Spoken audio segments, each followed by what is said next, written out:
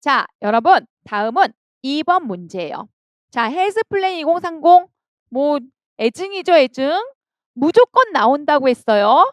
무조건 나온다고 했는데 여러분들은 깜짝 놀랐죠? 아니, 무슨 나이가 나와요? 아니, 이 가로의 형평성 얘는 누구예요? 자, 우리는 기출문제로 다뤘던 거였죠. 자, 기출문제 다룰 때 제가 이거 참고 문제라고 하면서 기출문제에서 건강 불평등 얘기하면서 건강 불평등 정의 물어봤고요. 그 다음에 두 번째 요거죠. 헬스 플랜 2030에 대해서 비전 기출문제였어요. 비전 나왔고요. 두 번째 건강 수명 목표에서 이게 75.4세다라고 해서 틀린 지문이었고 73.3세다라고 해서 맞은 지문으로 여러분이랑 같이 봤죠. 이때 제가 기억나는 게 제가 답을 5번으로 잘못 체크해가지고 그 다음날 다시 한번 이 자료를 드리면서 정정해줬던 기억이 나요. 그래서 총 2번, 이게 첫 번째 모의고사였고요. 그 다음 시간까지 같이 봐서 2번을 같이 봤었던 기억이 나죠. 하지만 그렇다고 솔직히 우리가 73.3를 외우기는 쉽지 않았을 거예요. 그냥 봤다. 70살 언저리더라. 그런데 진짜 이렇게 귀신 같은 사람은 이것도 맞췄기를 바라고요. 어쨌든 왜냐면 기출되고 정답으로 나온 문제였잖아요. 이런 건 사실 거지 같지만 버릴 수 없는 그런 존재였죠. 자, 그 다음에 문제가 또 똑같이 나왔어요. 또 똑같이 나고 조금 요를 바꿨지만 건강 형평성은요. 소득 수준의 상위, 하위의 격차, 수명 격차를 7.6세 이하로 낮추는 것이다 라고 얘기했죠. 뭐를? 소득 수준의 격차를. 그러면서 제가 형평성을 강조하면서 소득의 형평성, 뭐 여러 가지 형평성 이걸 강조했었죠. 자, 그래서 여기 보시면 건강 수명은 73.3세, 건강 형평성 제고에서 소득 수준별 수명 격차 감소, 지역별 격차 감소, 소득은 되게 의미가 있다라고 얘기했는데 딱 요 두 문제가 우리의 정답으로 나왔죠. 자, 어떻게 나왔죠? 헬스 플랜 2030에서 모든 사람이 평생 건강을 누리는 사회였고요. 건강 수명은 2030년까지 몇 살? 73.3세로 달성하자. 그 다음에 건강 형평성은 뭐다? 건강 수명의 무엇과 지역 간 형평성을 확보한다. 소득 수준과 지역 간의 형평성을 확보하자. 조금 더 써주시고 싶으시면 소득 수준별 격차를 감소하고 지역 간의 형평성을 감소하자. 이렇게 하셔도 괜찮다라는 거죠. 그래서 소득 수준 73.3세 요게 정답이었다라는 거죠. 사실 맞추기는 쉽지 않았어요. 하지만 기출 문제를 보여드렸기 때문에 솔직히 좀 제가 그때도 늘 얘기했지만 모의고사를 끝까지 가져가지 말아라. 하지만 모의고사를 볼 때 낯선 게 있으면 무조건 교과서에 적어놔라. 라고 얘기했죠. 그래서 모의고사는 최대한 그날 다 끝내고 이런 것들이 그런 거였죠. 나 이거 잘 못 봤는데 그러면 정답으로 나왔었으니까 요 정도는 교과서에 좀 적어놨었으면 어땠을까? 근데 뭐 이건 나중에 지나고 나서 얘기지. 솔직히 저도 73.3세 버렸을 거예요. 저도 그래도 뭐 저는 강사니까 여러분 보여드렸어요. 이렇게 나가는 거죠. 기출의 정답이었으니까 솔직히 좀 아쉽긴 했어요. 기출문제 정답이었는데. 자, 계속 이런 식이요. 비숍도 그렇고 저것도 그렇고 기출문제에서 문제로 나오거나 답으로 나온 게 다 우리의 주관식 답으로 나오더라는 거죠. 비숍도 개대가 문제 그대로 있었잖아요. 그대로 답이 나오고요. 좀 이따 또 하나 더 보겠지만 문제에 나온 것들이 자꾸 답으로 나온다라는 거죠.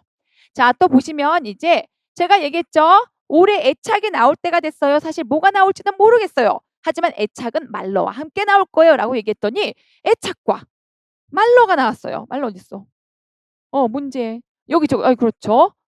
여기 말러. 요렇게 둘이 같이 나서 왜냐면 세트거든요. 원래 애착은 스타트가 보울비였어요.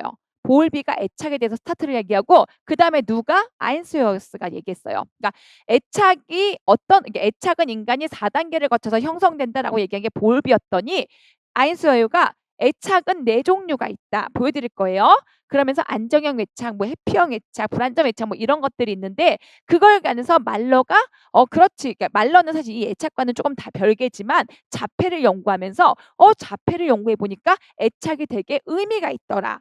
라고 하면서 같이 이 애착을 얘기해서 사실 아인스웨어가 나올 줄 몰랐어요. 말러가 나올 줄 알았는데 이 아인스웨어는 너무너무 제 괴로운 부분 중에 하나예요. 왜냐면 여러분들에게 애착이 뭐가 나올까 하면서 제가 연수를 들었을 때 이 연수를 들어놓고 정리해드리지 못한 이런 제가 피눈물을 흘린 왜냐면 이제 연수 자료를 여기다 제가 부착해 놓긴 했는데 거기에 우리 정답이 그대로 들어있더라고요. 그게 너무 제가 피눈물을 좀 흘렸어요. 음. 자, 그래도 어쨌든 같이 보도록 할게요. 애착에 정의를 쓰라 그랬어요. 아이, 더 이상 말해 뭐예요. 여러분, 모든 개념의 정의는 반드시 암기하세요라고 얘기했죠. 교과서에 애착의 정의가 그대로 나와 있죠. 주 양육자와의 강한 정서적 유대감. 교과서적인 정의 그대로예요. 그런데 뭐라고 얘기해요? 애착의 정의를 유대감을 넣어서 넣으시오. 그럼 애착이란 뭐다? 주 양육자와의 강한 정서적 유대감을 형성하는 것이다. 서술이니까. 이렇게 쓰시면 된단 말이에요. 강한 정서적 유대감. 누구와? 주 양육자와. 이거 쓰시면 되고요. 자, 그 다음에 교과서에 그대로 있었던 거니까 쓰시면 되고요. 사실 근데 이거는 지어서 쓸 수는 있었어요. 근데 정말 중요한 키워드는 지어서 쓰기가 좀 어려워요. 그게 뭐냐? 같이 한번 보도록 할게요. 18개월 아이가 분리불안. 요 18개월의 아이가 분리불안이 생기는 건 대상 영속성이에요. 얘하고 속성, 얘하고 요 말로하고도 다른 개념이에요. 보시면 대상 영속성에 의해서 분리불안이 생기는데 이것은 어머니하고 애착이 강한데 떨어지게 될 때 나타나요. 그렇지만 안정형 애착이 형성된 경우에는 분리불안이 괜찮습니다. 이렇게 얘기하는 거죠. 그랬더니 안정형 애착성이 뭐지? 엄마와 아이 사이 상호작용의 질이 좀 중요해요. 여기서. 그러면서 엄마가 이런 안정형 애착을 형성하려면 엄마한테 요구되는 양육 행동이 있어요. 그게 무엇일까요? 물어봤어요. 이걸 어떻게 알아요? 제가 좀 그래서 문제는 1번 이 니은에 해당하는 용어를 쓰라 그랬어요. 이거는 제가 좀 알려드릴 거고요. 그 다음에 이 니은이 적용된 어머니의 양육 행동을 신호와 반응을 사용해서 서술하래요. 요 단어를 쓰고 여기를 설명하래요. 자, 우리가 애착의 이론을 보도록 할게요.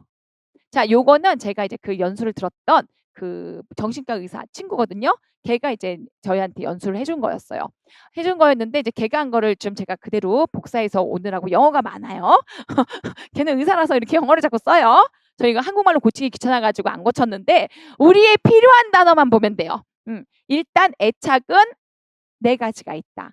안정 애착, 회피 애착, 그리고 양가 애착, 혼란 애착 이렇게 네 가지가 있고요. 그 다음에 이제 요것도 이제 보시긴 하셔야 돼요. 이제 사실 지금 애착이 나왔으니까 향후 10년간은 안 나와요. 애착은 안 나오지만 정신과에서 되게 요즘 이슈되는 내용이다. 그러면서 저한테 연수를 해준 거였거든. 저희 애들 몇 명 모아놓고. 자, 일단 아이들은요. 이 안정 애착이 느껴진 애들은 이게 어떻게 실험을 했냐면 애들을 낯선 환경에 던져놨어요. 그러니까 엄마가 사라지고. 그때 엄마하고 안전 애착이 생긴 애들은 막 탐험하기 시작하는 거예요. 엄마가 없어도 탐험을 하고요. 그리고 그런 애들도 불안할 수 있잖아요. 그러면 안정 기지를 통해서 위안을 얻고자 한대요. 이 안정 기지는요. 이게 엄마하고 이게 엄마가 저기 있다라는 느낌, 아니면 엄마가 오면 또 한 번 안기고 가가지고 또 탐험하고 이렇게 본인이 안정을 느낄 수 있는 그런 기지를 찾는다라는 거예요. 편안하게 그런 탐험을 계속하고 스트레스 상황에서도요. 엄마가 다시 또 나타나면 안정기지가 엄마가 또 돼가지고 거기서 한 번 안정을 느끼고 다시 또 엄마가 없어도 탐험을 할 수 있고 이게 안정형 애착이거든요. 그러면서 그 친구가 요거를 막 빨간색으로 체크해 줬는데 이게 우리의 정답으로 나왔어요. 안정 애착을 보이는 엄마들은 어떻게 하느냐?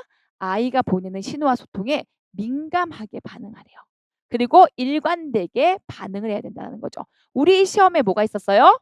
신호와 반응이란 말을 넣어서 엄마의 행동을 쓰시오 그랬어요.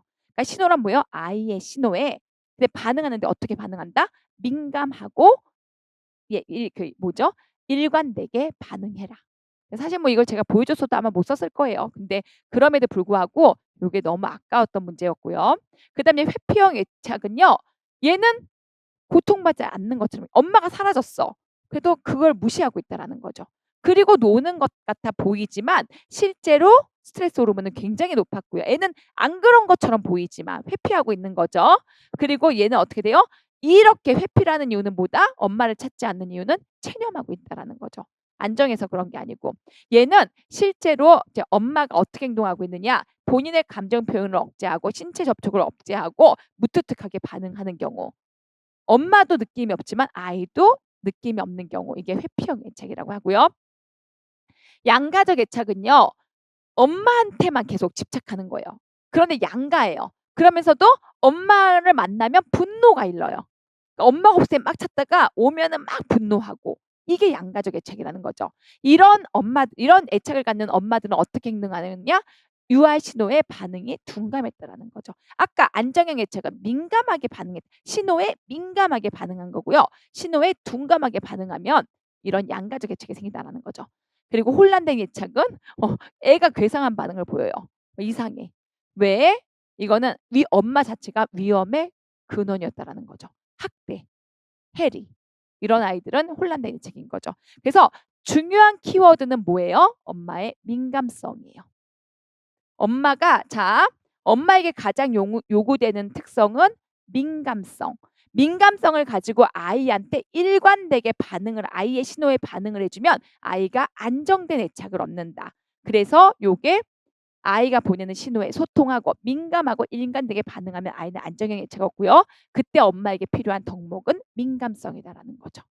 이거를 제가 강의를 들어놓고도 내가 그래 니네는 정신과니까 이런 거 배우나 보다라고 했던 제 자신을 심지어 제가 10월인가 아무튼 그때 연수를 그러니까 저희 친구들끼리 막 이렇게 돌아가면서 막 연수해 주는 게 있거든요. 그래서 피눈물을 흘렸던 그런 부분이에요. 민감성은 사실 틀렸을 거지만 바람직한 양육 행동은 지어 쓰실 수 있는 거죠. 신호에 반응, 그러니까 아이의 신호에 뭐 사랑스럽게 반응한다. 뭐 예를 들어서 일관성 있게 반응한다. 집중해서 반응한다. 이런 것도 일정 부분의 점수는 준다라는 거죠. 왜냐면 민감이 여기 정답이었기 때문에 민감을 넣어야지만 정답이 되는 건 맞지만 유사한 다른 용어를 넣더라도 점수를 이거는 일부러 줄 거예요. 얘는 민감성에만 답을 주고요. 그다음에 말러는 자 36개월 되면은 무엇을 획득한다? 교과서에 있었죠. 대상 향상성을 수립한다. 근데 사실 이거 말러 열심히 외우고 통합봉기 외웠는데 대상 향상성을 못 외웠을 가능성이 높아요. 그런데 이런 것까지 보는 분도 있기는 하더라. 자, 어쩔 수 없었죠. 이것도 저는 민감성은 틀렸을 것 같고 근데 이제 뭐 다른 분들은 뭐 이거는 어떻게든지 쓰면 답을 줬을 거고 향상성은 못 쓰시면 답을 주지 않아요. 자, 그다음에 4번이에요. 자, 제가 얘기했죠. 올해는 산업체가 무조건 나오고 가족이 나오면 접근성이 나온다. 근데 사실 이 문제는 접근성을 가지고 낸 문제는 아니었어요.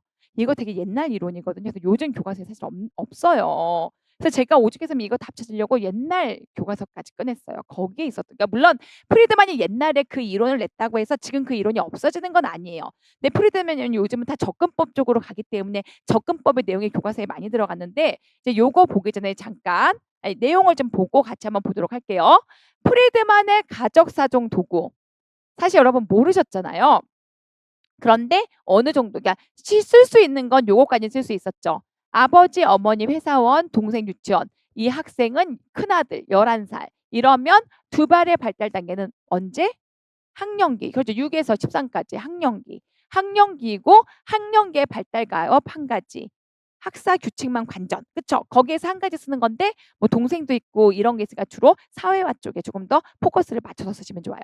근데 꼭 사회가 아니더라도 나머지를 다 써도 돼요. 한 가지라고 하지만 사회를 앞에 쓰고 뒤에 걸 다 써도 하나만 채점을 해줘요. 다 절대 점수를 많이 주진 않아요. 자, 그 다음에 이제 여기 기억에 해당하는 기능적 요인의 유형과 디귿 비은에 해당하는 구조적 요인 중에서 잘못된 것을 찾아라 이렇게 했거든요. 우리 같이 한번 보도록 할게요. 자, 이게 사실 제가 여기다가는 니은을 지지 기능이라고 한 건 그나마 우리 교과서에 있는 걸로 찾아보라는 의미였지만 실제로 옛날 이론을 보여드릴게요. 이게 옛날 이론이었어요. 뭐냐면 가족 건강 사정 도구에서 프리드만의 사정 도구가 있어요. 사실은 정말 옛날 책에 있었던 거 제가 옛날 책까지 찾았단 말이에요. 그랬더니 프리드만의 사정 도구는 일단 첫 번째 뭘 사정한다? 가족을 사정하고 당연히 가족의 틀을 사정하고 그다음에 그 가족의 환경적 요인 여기에 뭐가 있어요? 사회 지지 체계, 외부 체계도가 있어요. 환경에. 그다음에 두 번째 가족의 구조 요인, 의사소통, 권력 구조, 역할 구조, 가치 체계. 이게 있고요. 그다음에 가족의 기능 요인, 애정, 사회, 가족 대처, 보건 의료. 그다음에 이런 애정인데 제가 답을 잘못 썼네요. 가족 발달, 사회 지지책. 이거 요거는 이제 요것들은 나머지들. 기타. 이렇게 보시면 돼요. 그래서 요런 프리드만의 가적 사정 도구가 있다 정도만 일단 보시면 된다라고 보시면 되고요. 요것들은 이 프리드만 가적 사정 도구의 여기 요인까지, 여기까지가 요인이 돼요. 자, 그러면 여기서 이제 문제를 아까 걸 보고 문제를 다시 볼게요. 요거 여기 구조적 요인부터 볼게요. 이 네 가지 중에 잘못된 걸 찾아라라고 얘기했거든요. 아까 기억나시나요? 가치 체계, 의사소통, 권력 구조, 역할 이게 구조적 요인이었어요. 그쵸? 그리고 사회 지지 체계는 무슨 요인이었어요? 물론 한 번 봐서는 기억을 못 하시죠? 환경 요인이었어요. 여기 의사, 권력, 역할, 가치 체계. 이거는 가족 구조, 환경은 사회 지지. 그래서 사실 이거는 어쩔 수 없어요. 여러분들이 정말 이거 우리 교과서에 사실 최근에 10몇 년간 없었던 책, 제가 옛날 책을 찾았어요. 제 옛날에 공부하던 그 책을 찾았다니까요. 정말. 옛날에 어디선가 봤음직해. 근데 요즘 책이 없어서 당연히 다루지 않았는데 거기에 있는 걸 내셨어요. 그 이론이 없어진 건 아니니까. 근데 어쨌든 요걸 보시면 등급 비웃의 구조 요인에서 잘못된 것을 찾아라라고 얘기할 때 가치 구조 요인 맞았죠? 그다음에 어머니의 간병과 간병을 동시에 시작하는 부담감은 역할이거든요. 역할 체계는 구조예요. 그렇죠? 의사소통도 사실 이 와유형이 뭔지 찾았는데 중요하진 않아요. 어쨌든 엄마와 아이가 이제 의사소통에 문제가 있다. 이런 거 구조, 권력 구조도 의사결정자가 아버지다. 구조. 요 사회 지침 아까 뭐였다? 환경적 요인이었다. 그다음에 나머지가 기능적 요인이었거든요. 요게 부모의 관심, 소외감. 사실 저는 이거를 지지라고 했지만 이건 애정 기능이에요. 애정 기능. 답은 좀 바꾸도록 할게요. 여기 보시면 기능적 요인은 여기 보이시죠? 가족 기능적 요인. 애정, 사회와 대처, 보건 의료 기능. 이게 애정 기능이죠. 가족의 기능에서. 사실 저는 요거를 처음에 문제 풀 때는 지지 기능이라고 하고 풀었어요. 왜냐하면 어떻게든지 여기서 우리 교과서에 있는 거에서 찾아보려고. 우리 가족 사정도구 우리 교과서에도 있긴 하거든요. 근데 요거는 프리드만 건 아니에요. 근데 우리 교과서에 있는 가족 사정 도구에서 지지 도구에 소외된 가족원에 대한 파악 이게 있기는 한데 그래서 여기서 찾아보려고 했는데 뭐 옛날 책을 찾아보니까 너무 명확하게 애정 기능 그래서 이것도 여러분 여기서 한 8점 나가겠네요.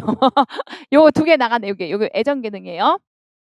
애정 기능 그다음에 여기 맞죠? 얘는 환경적 요인이다. 얘는 역할 구조이다. 요걸 좀 쓰시는 게 좋아요. 자, 그럼 B에서 이제 그만 카운트 할래요. B에서도 2점이 나가네요. 아까 애정에서도 뭐 그러니까 뭐 안정형 안 봤으니까 거기서 1점 나간다 손 치고 여기서 2점 나가면 또 점수가 나갔죠. 그리고 아까 여기는 의사소통 구조 중에서 Y형 의사소통이 있어요. 그래서 가져왔는데 사실 이게 우리 시험에는 안 나올 거예요. 그냥 보세요. 사슬은 이렇게 의사소통이 A가 이게 한 방향으로 가는 거예요.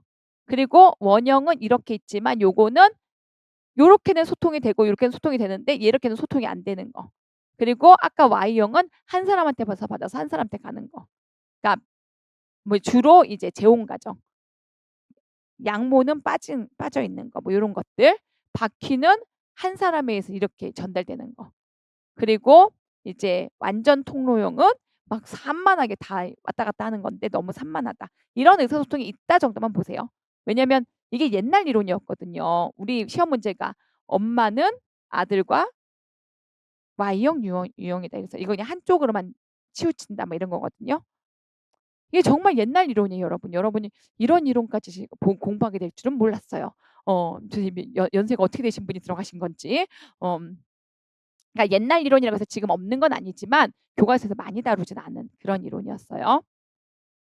이제 더 이상 뭐 얘기할 것도 없죠. 자궁압파법, 양손자궁압파법 너무 많이 했고 회음체와 항문 가략근까지 뭐 교과서에 있는 것 중에서 항문 가략근, 3도 공부하셔야죠. 그쵸? 그리고 양손 자궁압파법 이거는 뭐 기출문제도 여러 번 냈고 그쵸? 방법을 쓰는 거였잖아요. 어떻게? 자궁압벽에 장갑 낀 손을 어디로 넣는다 그랬어요? 질 안으로 넣어서 주먹 앞벽으로 자궁 앞벽을 이렇게 마사지하고 다른 한 손은 산모의 복벽에 올려놔서 자궁 저부를 잡고 이렇게 동시에 마사지한다. 그러니까 한 손으로 주먹으로는 자궁 안쪽까지 자궁 벽까지 집어넣고 위쪽은 자궁 저부에 올려놓고 둘이 마사지를 하면 된다. 그래서 출혈을 예방한다. 이런 것들이고요. 지혈을 도모한다 이런 거고요. 자, 그래서 요거 두 개는 다 교과서에 있는 거였고 제가 다음에 또 이제 후기 산유출혈도 중요하다라고 얘기했죠. 후기 산유출혈은 전기 산유출혈과 일단 뭐다? 기간이다. 그쵸? 그래서 기간이 어떻게 돼요? 분만 후 24시간을 기준으로 해서 그 전에 출혈이면 조기 산후출혈, 그 후면은 후기 산후출혈. 사실 여기까지만 써도 되고요. 24시간을 기준으로 해서 후기 산후출혈이 된다라고 얘기하고 조금 더 쓰시고 싶으시면 출혈이 좀 더 많은 경우. 그때 제가 얘기했죠. 산모가 일반적으로는 500 우유 500cc 정도 출혈을 하는데 제왕절개는 1cc 그러니까 1000리터 정도 출혈한다. 그걸 이상으로 출혈하는 거죠. 그러니까 정상보다 더 많이 출혈하는 경우. 근데 얘보다 더 중요한 건 24시간이 기준이다라는 거죠. 그리고 또 요거. 자, 제가 출혈을 했어요. 출혈을 했더니 혈소판 수치가 내려간 건 뭐예요? 지혈이 된 거죠. 출혈하고 지혈됐는데 섬유소 분해산물과 디다이머가 갑자기 또 증가돼 있대요. 디다이머는 또 결합물이 또 생기는 거죠. 그리고 프로스럼빗이란가 이런 것들이 지연됐대요. 자, 이건 뭐예요? 요거다, 예, 요거다라는 거죠. 요거. 자, 이런 거 다 지연돼 있고 디다이머 상승돼 있고 왔다 갔다 왔다 갔다. 이게 출혈과 지혈에 의한 혈전 이런 게 많이 왔다 갔다 하다가 맞아요. 출혈과 혈전이 동시에 나타났다가 마지막으로 이제 지속적으로 응고 능력이 상실돼서 출혈이 과다하게 유발하는 질환. 이게 바로 파종성 혈관 장애다라는 거죠. DIC다라는 거죠. 여기 파종 혈관 내 응고. 이렇게 보시면 돼요.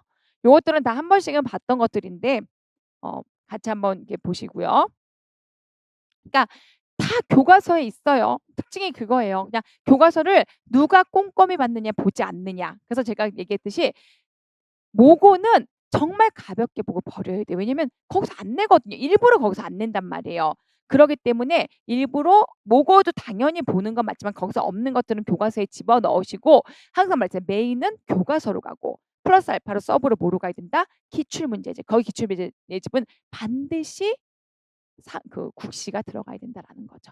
올해 다 그렇잖아요. 지금 시험 여지까지 나온 것 중에서 그 아까 얘기했던 가족의 그 옛날 문제 이론 빼놓고는 다 국시예요. 다 기출이거나.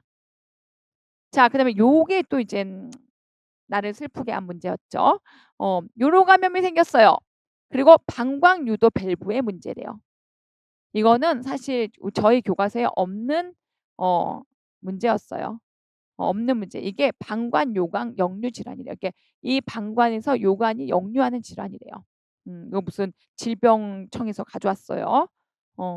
그리고 이거 그냥 볼게요. 왜냐면은 저도 사실 이 질환을 어디까지 가르쳐야 될지 모르겠어요. 왜냐면 중요도가 별로 없는 질환이었어요. 국시에도 안 나오고 그래서 사실 제가 활용하지 않았던 질환인 건데 완전히 한 문제로 내버리니까. 그런데 이거 정도 맞출 수 있어요. 자, 볼게요.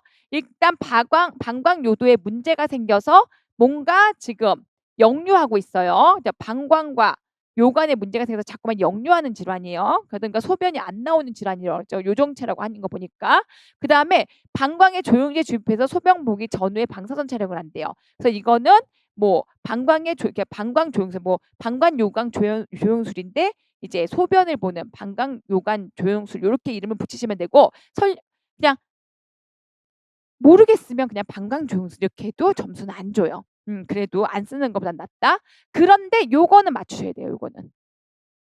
왜 반복적으로 재발이 되느냐. 자, 요관이 자 보세요.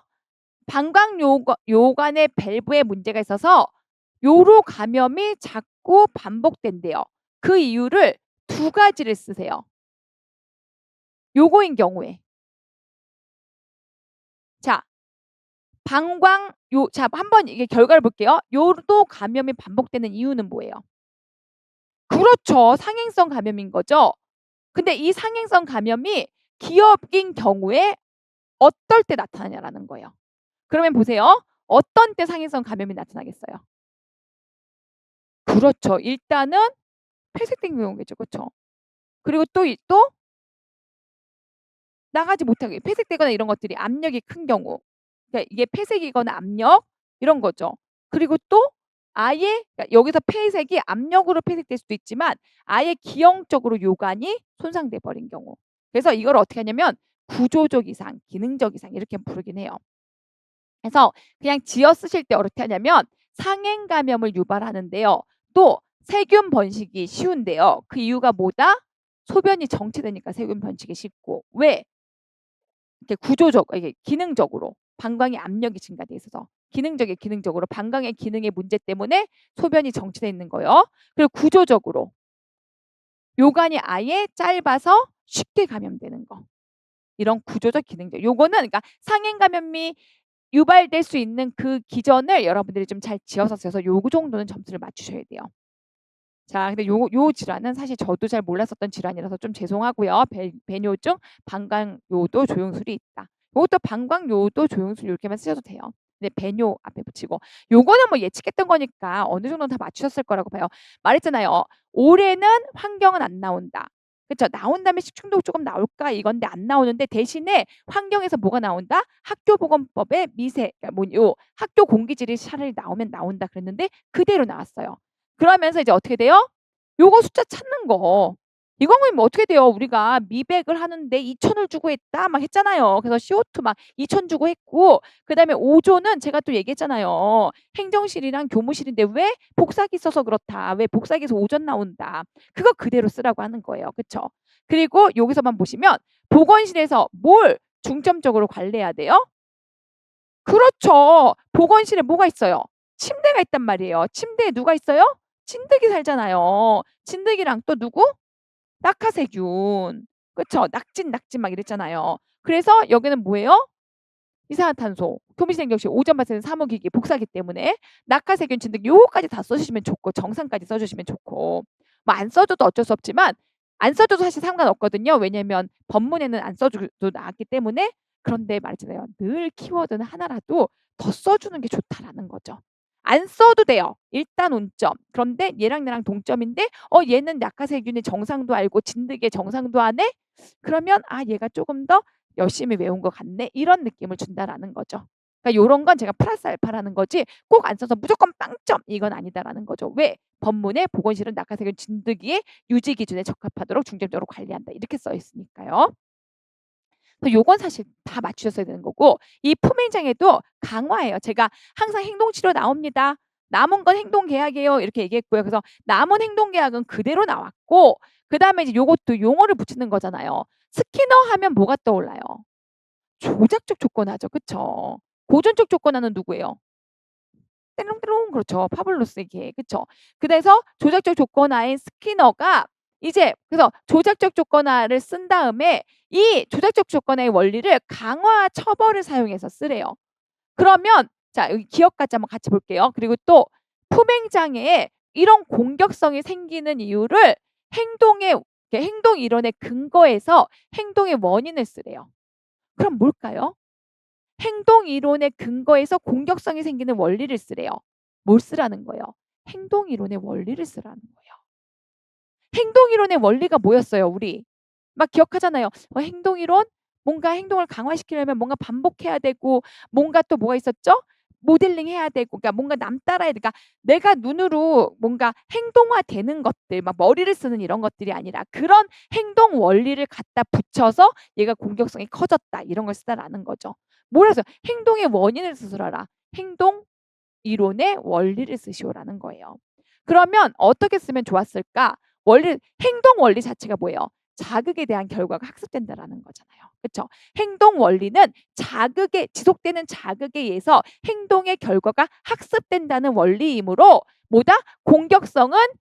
공격에 대한 어떤 자극으로 공격성이라는 결과가 강화되었다라는 거죠.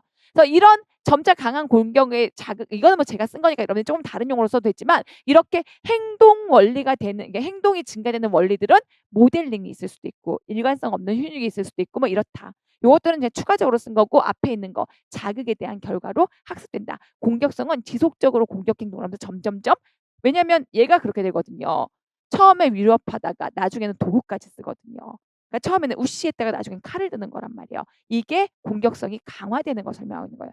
행동 원리로 자극에 의해서 공격성이 강화돼서 점점점 강한 공격을 하게 되는 이런 걸 의미한다라는 거죠.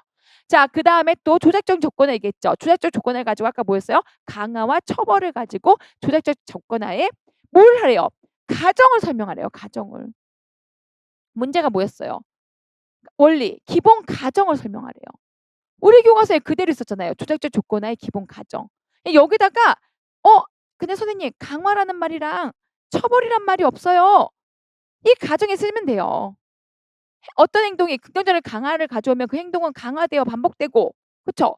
부정적인 결과를 가져오는 행동은, 그러니까 즉 처벌 등으로 인해서 약화돼서 행동이 감소된다. 강한 행동이 증가되는 거고 처벌 행동을 감소시키는 거니까. 그렇게만 쓰시면 돼요. 그러니까 요 기본 가정의 교과서에 있는 내용을 그대로 강화랑 처벌이란 말만 드는 거죠. 그리고 행동계약은 나온다라고 했잖아요. 지금 안 나온 게 몇 개 없어요. 토큰이나 행동계약 뭐 이런 거였잖아요. 이건 뭐 다 잘 쓰였을 거라고 생각해요. 자, 9번. 이것도 우리 임신 나와요. 인부의 신체적 부분 나올 수가 있는데 막 제가 수업 시간에도 막 설명했을 거예요. 임신을 하면 에스트로겐이 증가돼서 혈관이 확장돼요. 그러다 보니까 막 손에는 거미종 이런 것들이 생기고 입에는 잇몸이 다 제가 막 혀도 그렇고 잇몸도 그렇고 다 붉은 건 혈관이에요. 막 이렇게 얘기했죠. 피부가 약해서. 그래서 혈관이 막 잇몸이 붓다가 피가 나요. 그렇죠? 잇몸에서 피가 나는 이유는 뭐다? 에스트로겐이 증가해서다라는 거죠.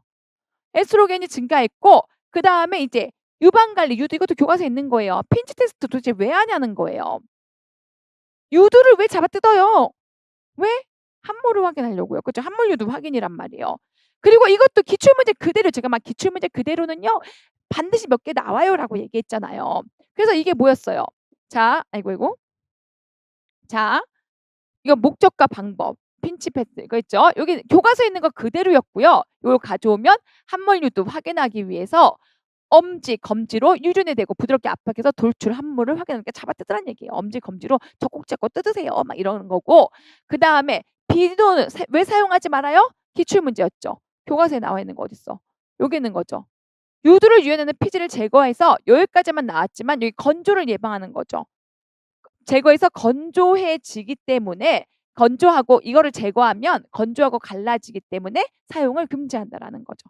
왜냐면 유두가 찢어진단 말이에요. 교과서에 나온 거 그대로 기출문제 나온 거 그대로 쓰시면 된다라는 거죠. 요 정도는 사실 다 지어 썼을 거라고 생각해요.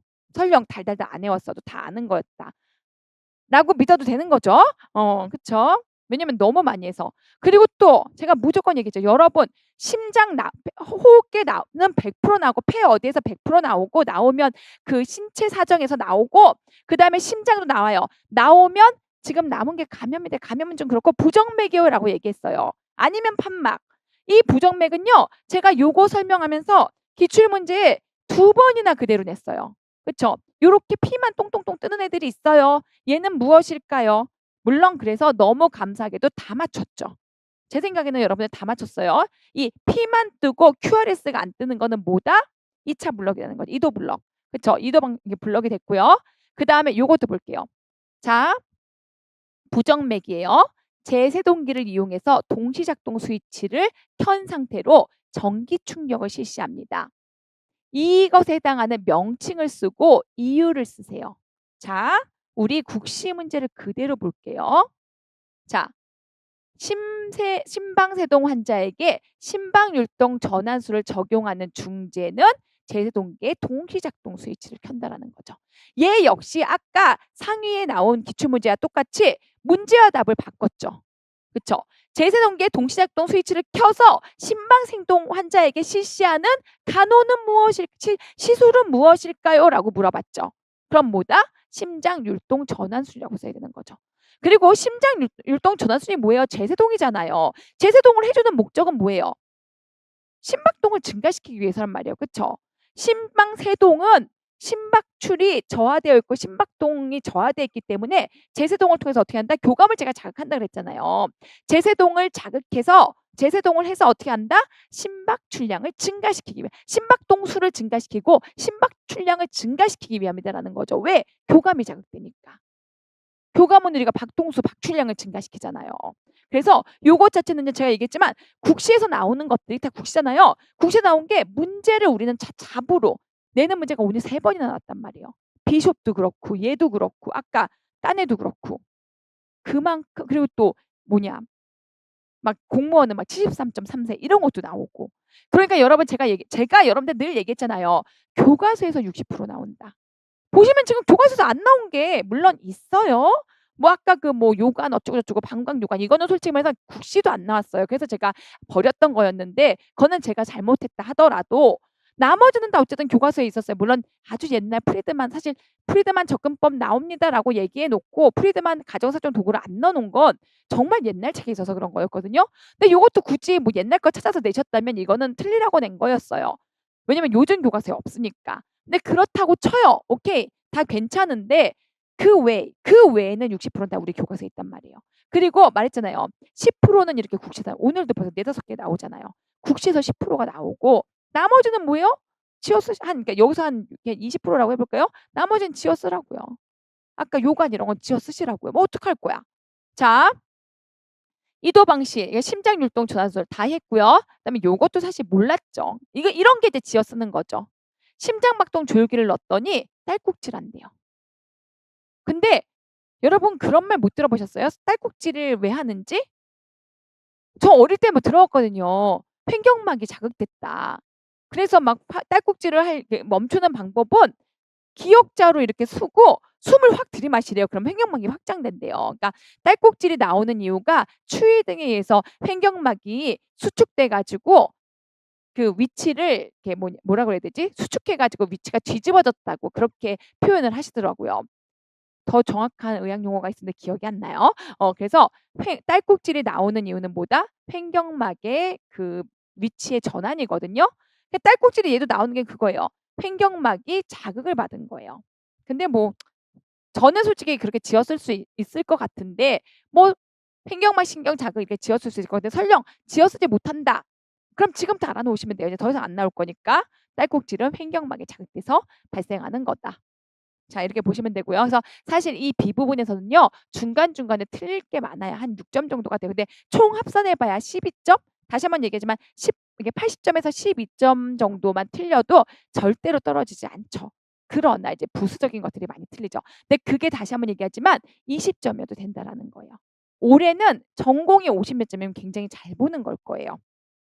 물론 더 정확한 점수는 제가 많은 분들 걸 좀 실력 있는 분들 걸 좀 받아서 채점을 좀 해 봐야겠지만 지금 2-3분 주셨거든요. 고거 가지고 뭐 제가 뭐 채점을 가지고 평균을 낼 수는 없지만 못하진 않았지만 예상하는 것처럼 막 70 몇 점 이런 분은 없었어요. 음. 자, 요것도 이제 드디어 우리가 마지막 문제를 향해서 가는데 제가 말했죠. 여러분 산업체 나옵니다. 그럴 때 제가 뭐라 했어요? 산업체 나온 건 용어를 그대로 써 주셔야 돼요. 이렇게 얘기했어요. 자, 같이 한번 보도록 할게요. 아니 우리가 무슨 영양사예요. 조리시에 국소 배기 장치에 설치하는 이유까지 알아야 돼요. 그쵸? 근데 사실 이거를 국소 배기 장치라고 생각하지 말고 국소 환기 장치라고 생각하시면 돼요. 우리 그 환경 간호에 있었을 때 환기 장치로서 환기 장치를 설치하는 이유는 뭐예요? 내보내고 들여보내고 요런 거다라는 거죠. 이건 좀 이따 볼 거고요. 요거는 별로 중요하지 않으니까. 다음은 소견이에요. 그러니까 여기는 환기 그리고 아웃, 인풋 이 정도만 이렇게 같이 쓰시면 되고 업무 적합성 여기서부터가 이제 진짜 우리 거죠. 자, 급성 기관지 폐렴으로 인한 기관지 천식. 선생님 기관지 천식이면 피천등 같은데요? 막 이런 거 있잖아요. 그러면 일단 특수 건강 대상도 될 것 같고 임시 건강 수시 건강 대상도 될 것 같고 막 이런 상태예요. 그런데 폐기능 검사 우리가 열심히 공부했는데 사실 80 이상이면 문제 없잖아요. 우리가 70을 기준으로 해 가지고 문제를 나눈다 그랬잖아요. 너 문제 없을 것 같은데 역시나 중증도 1단계. 1단계니까 낮은 상태고요. 악화 소견도 없고 결론은 뭐래요? 비직업성 천식이래요. 직업병이 아니다라는 거죠. 직업성 천식일 때나 우리가 뭐 임시 진단 이게 수시 진단 기준의 대상이었죠. 얘는 그럼 뭐예요? 질병은 있어. 하지만 직업병이 아니야. 그럼 몇이죠? 그렇죠. 질병은 있어. 디지즈. 하지만 비직업성이야. 투. 이거를 이렇게만 쓰시지 마시라고요. 그쵸? 설명을 쭉 쓰시라고요. 왜? 1점 주는 거잖아요. 그쵸? 판정, 건강관리 구분의 판정을 쓰고 근데 D2? 아쉬워요. 뭐라고 써야 돼요? 우리 아주 열심히 외웠죠?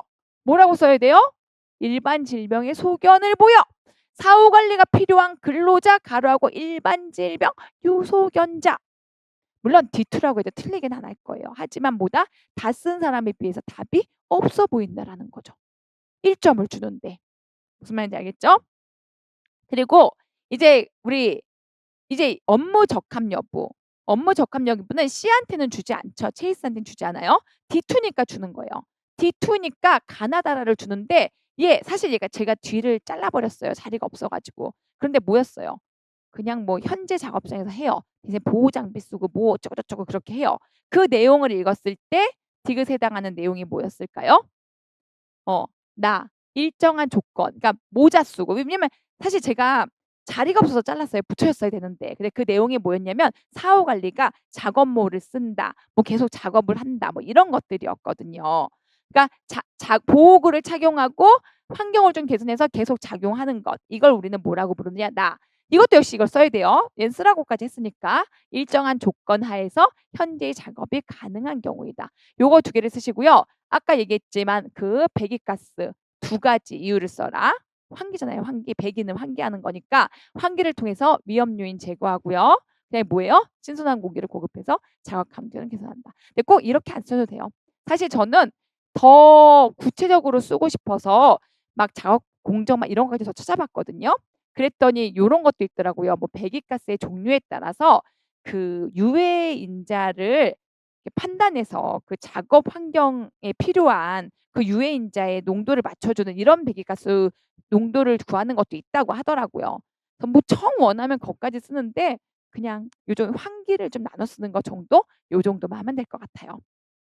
자, 그래서 오늘 일단 기출 문제는요. 여기까지 풀도록 할게요. 물론 여러분이 쭉 보시면 아시겠지만 물론 우리 교과서에 뭐 마지막 거는 뭐 당연히 교과서에 있고 교과서에 없는 문제도 한두 문제 나왔어요. 저는 인정.